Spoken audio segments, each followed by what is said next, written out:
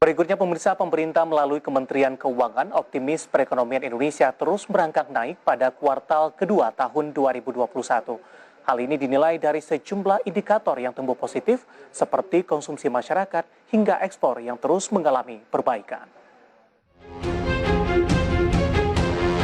Menteri Keuangan Sri Mulyani Indrawati yakin perekonomian Indonesia secara bertahap terus tumbuh pada kuartal 2 tahun 2021.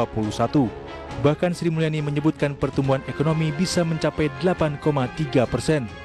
Hal ini bukan tanpa alasan, disebutkan Menq lantaran sejumlah indikator yang pulih, seperti PMI manufaktur yang naik hingga 54,6%. Konsumsi rumah tangga juga meningkat pada PDB, hingga konsumsi pemerintah yang naik 9,7%. Selain itu, peningkatan juga dibarengi dengan pertimbangan investasi, termasuk peningkatan ekspor yang bisa tumbuh hingga 19,7% dengan dibarengi impor hingga 19,7%.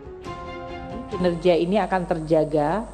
Dari kami Kementerian Keuangan membuat estimasi untuk konsumsi rumah tangga Q2 diperkirakan akan tumbuh antara 6 hingga 6,8%. Melihat tren pada bulan April dan prediksi kita di bulan Mei ini.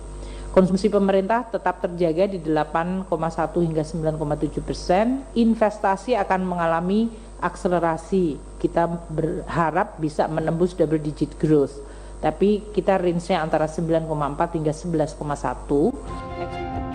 Di sisi lain, pertumbuhan ekonomi yang positif pada kuartal 2 mendatang diyakini dapat menumbuhkan asumsi perekonomian secara tahunan berada di angka 5,3%.